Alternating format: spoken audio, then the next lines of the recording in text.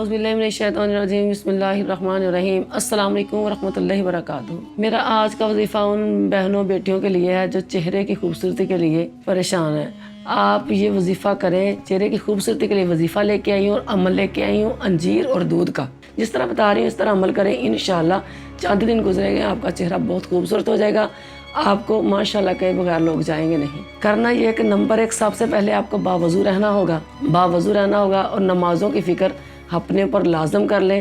خدا کی قسم اگر نمازوں کی فکر لازم کر لیں گی تو دنیا کی فکروں سے آزاد ہو جائیں گی۔ جب دنیا کی فکر سے آزاد ہو جائیں گی، ذہن ریلیکس ہوگا، چہرے پر خوبصورتی آ جائے گی۔ اور باوضو رہنا ہے۔ باوضو رہنے والا بندہ چلتا زمین پر ہے، اور کے قدموں کی آہٹ جنت میں ہوتی ہے۔ سبحان اللہ، اتنی برکت ہے باوضو رہنے کی۔ اس کے بعد رات کو عشاء کی نماز کے بعد ایک لمبا سجدہ ضرور کیا کریں۔ اس کے ساتھ جسم میں خون کی سرکولیشن بہتر ہوتی ہے اور چہرے پر خوبصورتی آتی ہے اور خوبصورتی میں اضافہ ہوتا ہے۔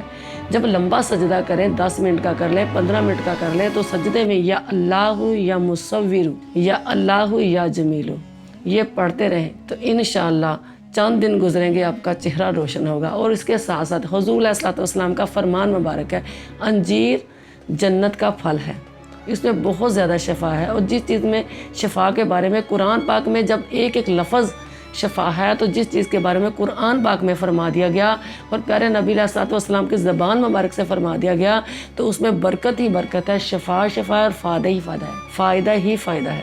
آپ اس طرح کریں کہ رات کو سونے سے پہلے 3 انجیر لے کر اس کو اچھی طرح چبا چبا کر کھا لیں، اس کے بعد نیم گرم دودھ کا 1 گلاس پی لیں۔ چند دن گزریں گے، اس سے آپ کی بہت ساری بیماریاں جسم میں ہیں جو ان سے بھی نجات ملے گی اور بہت زیادہ فائدہ ہوگا اور چہرے پر نکھار بھی ہوگا۔ میری دعا ہے کہ اللہ آپ کا چہرہ خوبصورت، صورت خوبصورت ہونے کے ساتھ ساتھ آپ کی سیرت بھی اچھی کرے، آپ کا ظاہر اور باطن بھی روشن کر دے اور قیامت کے روز بھی آپ کا چہرہ چاند کی طرح روشن ہو۔ آمین۔